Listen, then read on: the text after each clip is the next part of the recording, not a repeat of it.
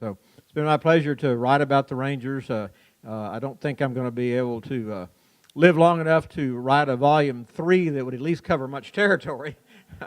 I'm in good health, but we need a few decades to pass now. I think the Rangers are very much involved in a very quiet, little-known posture right now along the Mexican border.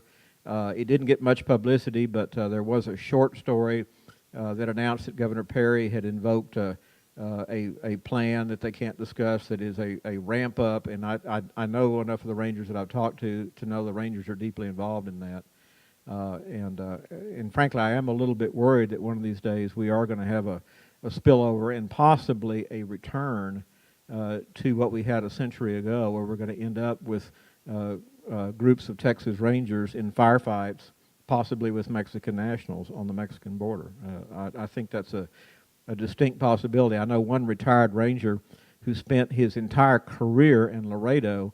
When he was there, his relationship with our sister republic were so cordial that he actually had a commission as a judiciale in Tamaulipas, a state policeman. He could carry his gun across the river. He virtually operated internationally. And he said, I wouldn't cross that bridge with a machine gun. He said somebody would just kill me for that machine gun. I mean, it's that bad down there now. And so somebody else will certainly have plenty to write about down the road. I'll be happy to practice my old skills and take any questions that any of you might have. Yes, ma'am. Well, until the legislature meets again, there are 134. They may get some more funding. However, the next session looks like it's going to be pretty bleak financially, so they may not. But right now it's 134, which is as large as they've been any time since the Mexican Revolution. When I came there, they were still in the high 90s. I think they had 96 or something when I was there.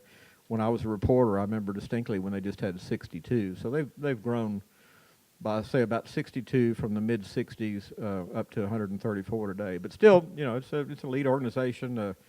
It may have changed, but when I was there, it was not unusual for 200 people to apply for one ranger opening.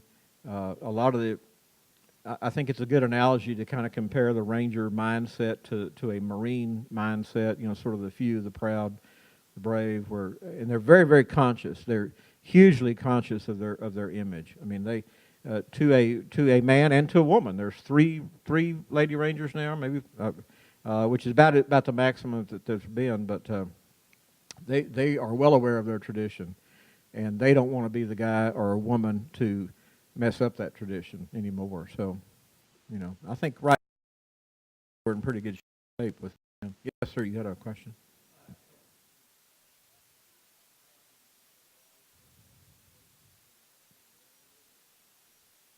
Sure. Yeah, sure. I think that's where a lot of the friction along the border developed, because these rangers were actually in federal service, as you said, but they went by the name Texas Ranger. All the regular military officers disdained them because they were rough boys. I mean, they drank and caterwauled around and had a good time, and they were vicious. One of them kind of paraphrased Sam Houston's old line about they're good fighters, but damn their manners. They were really pretty rough. And I think a lot of the violence that they enacted during the Mexican War is one of the factors that probably contributed to that bubble that has existed for a long time along the border. I know to some extent is still there. I think it's lesser than it used to be, but yes, that's certainly so. You had a second question. Mm.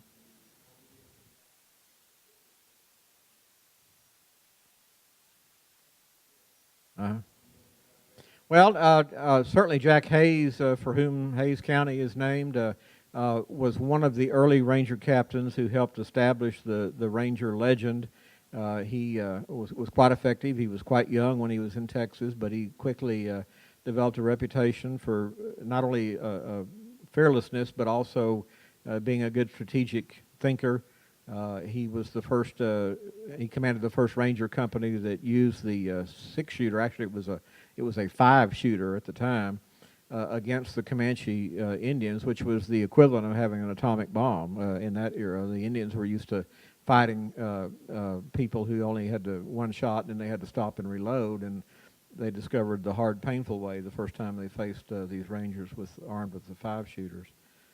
That's one thing the Rangers have always been pretty good about, is keeping up with modern technology to the extent they can. You know, now, of course, it's passé now, but when I was there, it was still pretty cool. You know, they all had laptops and cell phones, and you know, that reliance on technology has only grown. The same retired Ranger I'm telling you about who had the commission to go into Mexico, when he was issued a laptop computer, he used it as a doorstop for his office in Laredo. He never plugged it in, never learned how to use it.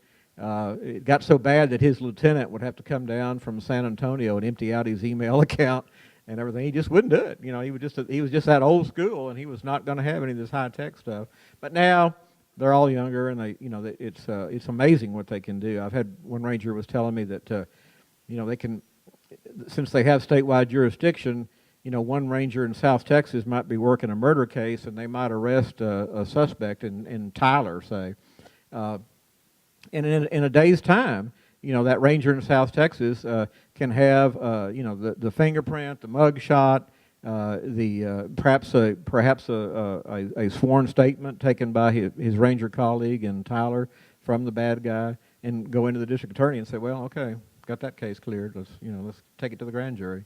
I mean, even when I was there, that was the kind of stuff that you had to put in the mail or fax. Remember, all remember these antiquated things like fax machines, and it's just changed so fast. But they're able to use that to their benefit, or to your benefit. Yes, sir. Mm-hmm. Well, Dick, go ahead.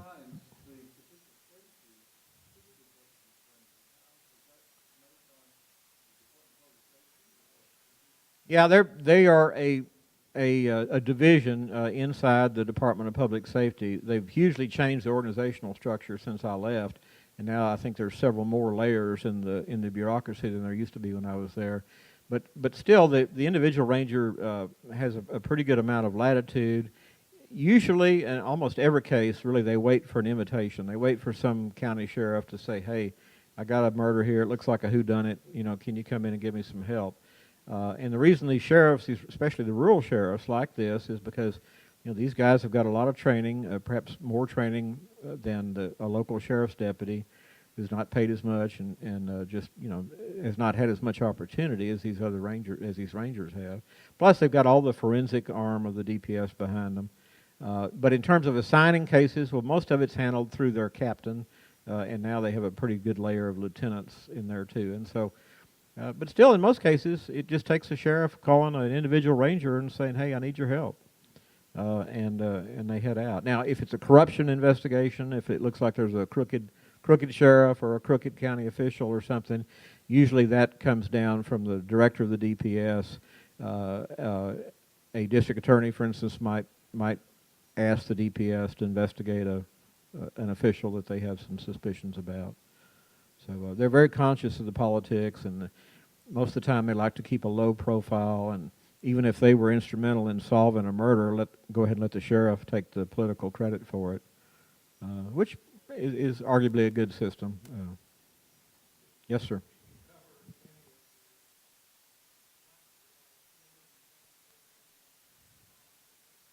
Just a little bit. I do talk about it.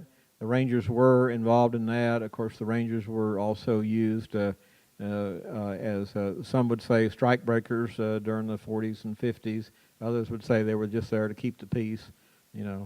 More realistically, they were strike breakers. But they're totally out of that business now, and they don't do anything like that. And they were involved.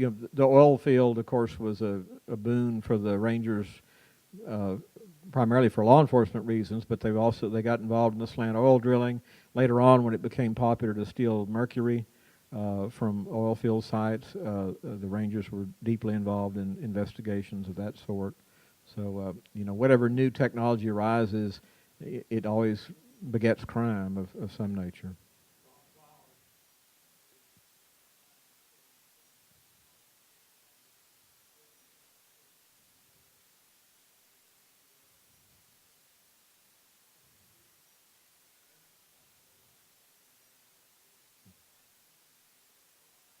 Hmm. Oh yeah, yeah. They were active. You know, sometimes they get involved in things they don't like to. You know, they don't.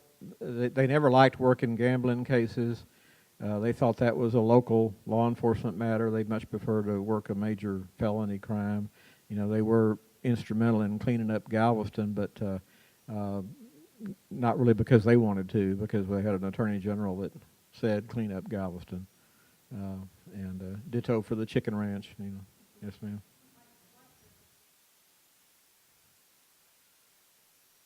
Well, still the DPS does not. I don't, unless they've changed this. They still don't require a degree.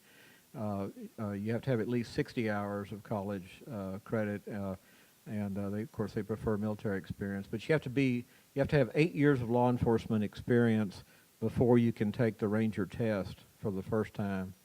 Uh, and generally, because they start off in the academy and then they have to build that 8 years up. You know, usually a ranger is 30 years old or so before they get a chance to take the test, which is good too, because by that time they've had a chance to season up a little bit.